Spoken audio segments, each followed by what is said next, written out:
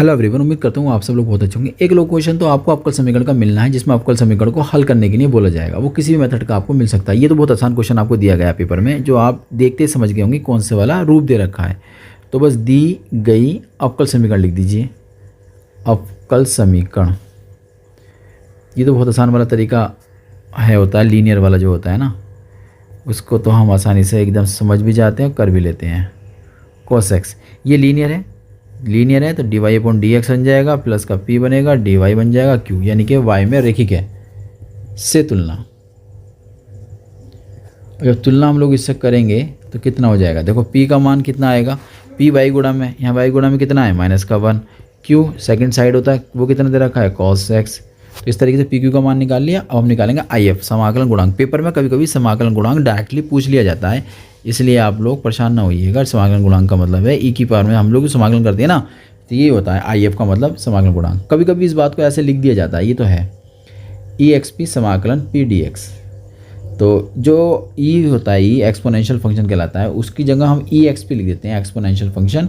और ऊपर का जो रिजल्ट होता है, ये वाला रिजल्ट, इस रिजल्ट को हम आगे लगा देते हैं। तो इस तरीके से भी लिखा जाता है ये।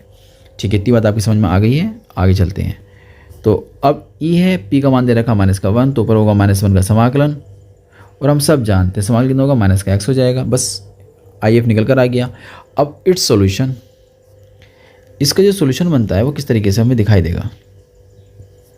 तो वो होता है जैसे हम लोगों ने लीनियर पढ़ा y में, ये किस में चल रहा है लीनियर, ऊपर y दिखाई दे रहा है ना, तो y में चल रहा, तो y आ जाएगा, यहाँ पर IF आ जाएगा, समाकलन IF आ जाएगा, q हो जाएगा, dx प्लस c हो जाएगा। IF का मतलब इंटीग्रेशन फैक्टर, और IF इंटीग्रेटिंग फैक्टर, q हमारे पास ये रहा cos थीटा यानी cos x dx और प्लस का c। ठीक है, इसका तो एक फॉर्मूला होता है, हम लोगों ने डिस्कस किया था ax और cos bx का। तो इसमें क्या होता है कि भैया जो ये होता है वो तो बाहर लिखना होता है, इसका गुणांक कितना है a, वो नीचे आ जाएगा, उसका स्क्वायर करेंगे। cos में कितना एंगल का गुणांक आ रहा है b, उसका स्क्वायर कर देंगे। फिर a को पहले लिखेंगे, cos x हमारा ऐसे लिख दिया जाएगा, फिर b लिखेंगे, फिर हमारा साइन लिख दिया जाएगा। तो ये वाला फॉर्मूला यहाँ यूज़ हो जाएगा। तो y डॉट e की पावर -x आ जाएगा, नीचे -1 का स्क्वायर करेंगे तो 1 आ गया, और इसका भी 1 है तो ये भी 1 आ जाएगा ब्रैकेट में। फिर जो a आया, a मतलब जो e का गुणांक है, e में x का गुणांक जो है ऊपर कितना है वो -1 है, और यहाँ जाएगा cos x आ जाएगा। ठीक है, प्लस एंगल कितना है, cos x है, x का मान 1 हो गया, गुणांक 1 हो जाएगा, और यहाँ जाएगा sin x आ जाएगा, और प्लस एक कांस्टेंट हम लोग ऐड करते हैं। तो फाइनली हम लोगों ने रिजल्ट निकाला y बराबर e की पावर -x डॉट e की पावर -x अपॉन 2, ब्रैकेट में माइनस का cos x हो जाएगा, और प्लस में sin x हो जाएगा प्लस c। चाहे से इतना ही रहने दो, इतना भी आप छोड़ सकते हो, और थोड़ा सा अच्छा लिखना चाहते हो तो ये माइनस वाले को बाद में, प्लस वाले को पहले लिख दो। e की पावर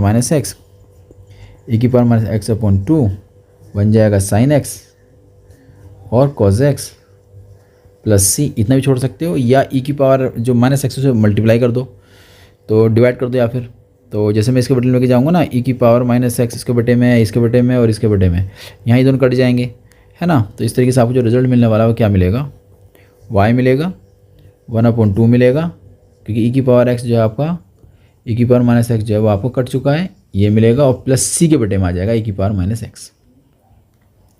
यहाँ तो कोई दिक्कत, y बराबर 1/2 हो जाएगा, यहाँ तक कोई प्रॉब्लम्स नहीं है, आराम से समझ में आ रहा होगा आपके। तो यहाँ तक तो ठीक है, c e की पावर ऊपर जाने के बाद x हो जाएगी।